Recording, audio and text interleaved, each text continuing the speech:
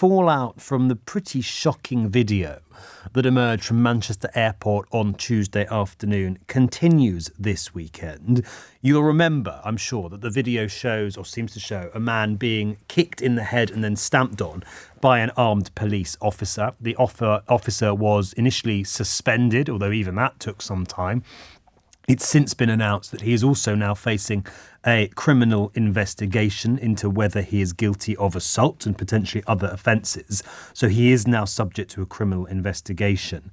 And of course, the backlash has been severe. Understandably, huge concern caused. Yvette Cooper calling in Greater Manchester Mayor Andy Burnham for a meeting. Andy Burnham himself urging calm after protests were held at police stations in Greater Manchester on Wednesday. And we've had senior police officers, we'll talk to one of them in a moment, warning that these sorts of incidents have the potential to spill over into public disorder, disturbance, and indeed further violence. So the issue is very, very live. Of course, it's very emotive. Nobody wants to see a police officer kicking a man on the ground in the head. And of course, the investigation needs to get to the bottom of it.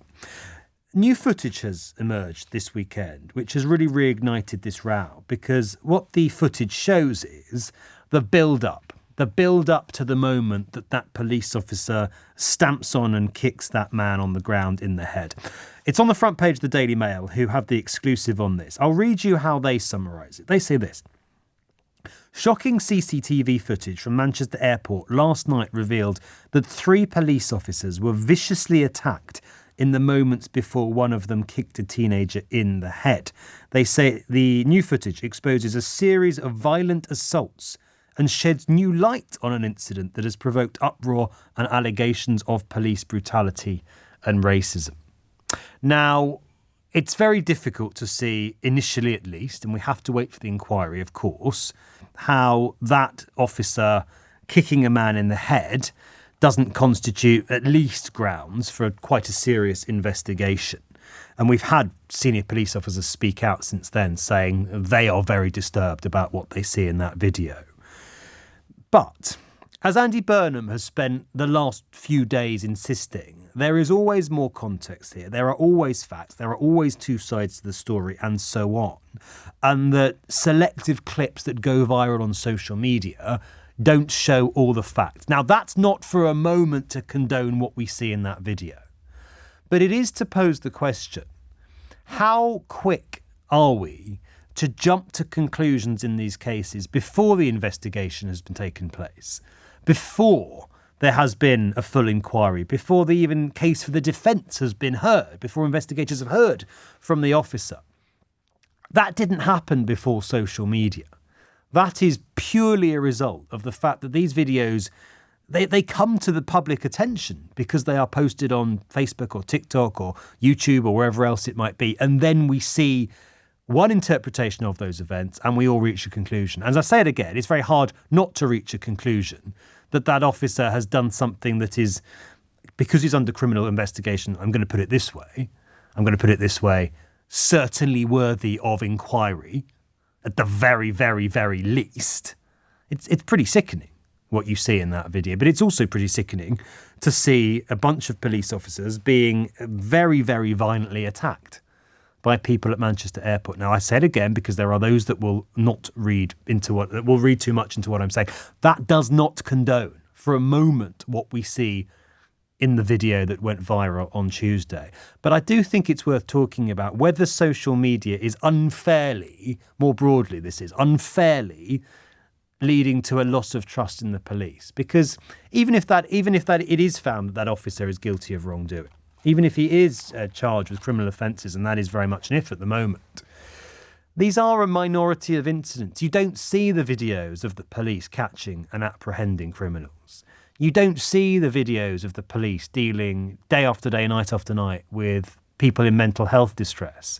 You don't see the support that's given to victims of crimes and so on. You only see the videos when things go wrong. And that is the conversation that we tend to have far more often than others when it comes to policing. So regardless of the specifics of this case, do you think that social media is becoming a real problem when it comes to trust in our police forces and our police officers? Do you think they are being unfairly demonised and tarred with the actions of a few, rather than us talking about actually the fact that most police officers haven't been filmed kicking people in the head because they wouldn't dream of kicking somebody in the head? When it comes to social media, how much damage is being done? You might say this is crucial. This is about transparency. This is about making us aware of these sorts of incidents. And of course, that's a benefit. But are police in this country being unfairly demonised and distrusted because of social media and social media alone, and the way that, of course, we jump to conclusions when we see things on those platforms? 0345 6060 973 is the number to call, or WhatsApp. You can text me on 84850. Let's talk to Leroy Logan on this morning, former superintendent in the Metropolitan Police and a founding member of the Black Police Association. Leroy, great to speak to you. Thanks very much indeed for coming on. Just before we come on to the sort of issue of social media, I saw you were warning this week about the potential that these sorts of incidents have to cause civil disturbance and violence. How worried are you about that? How big a risk do you think that is? Good morning to you. Good morning. I think there is definitely a risk of this because trust and confidence in the police has dramatically declined for a number of years, especially in the black community, especially after Sarah Everard. There's a real concern about officers carrying out their powers without fear or favour.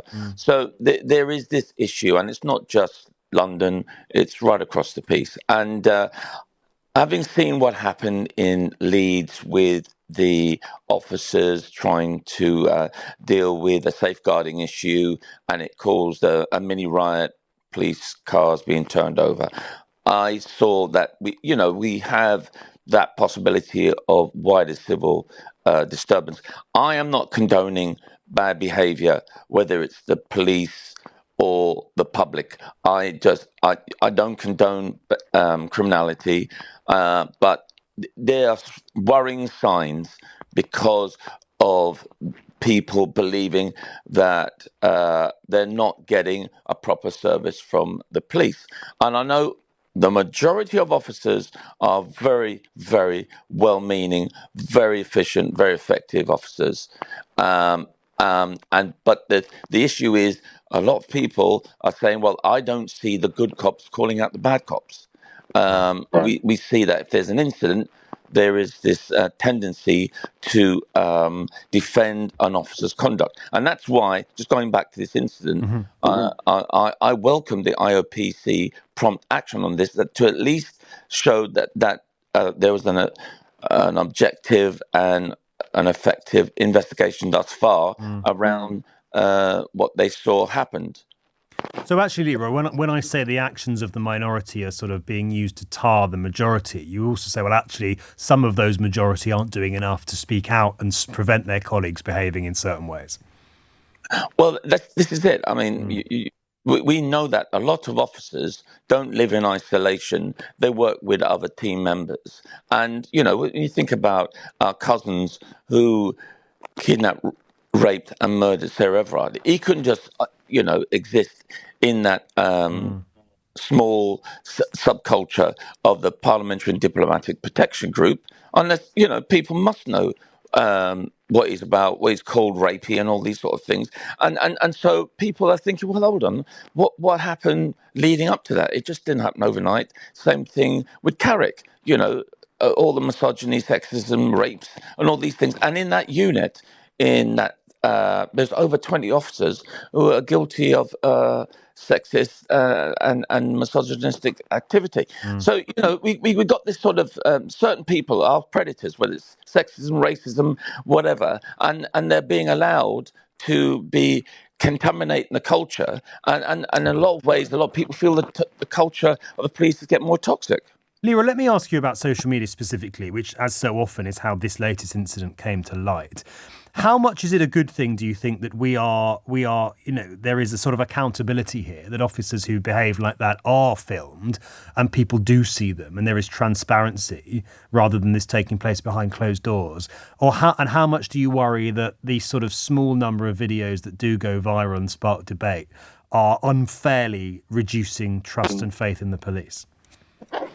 Well, social media is a force for good, but it's also a force for negativity, which can polarize people's views on all sorts of things. It's not just policing, whatever. One of the things that I think has assisted police when it comes to these matters is body-worn video. So they've got their body cams and they are able to say, well, listen, this is exactly what's happened. So it should help officers for vexatious litigants or any people making complaints who are unfounded. And it also helps the public to say, listen, this is what the officer did and the reasons behind it. So, I would welcome even this issue highlighting the body cams of the officers, even though we have CCTV and some other mobile footage. But so, I think it does help. It's not always negative that social media just fly off the handle, because it's offset by body-worn videos from the police officers.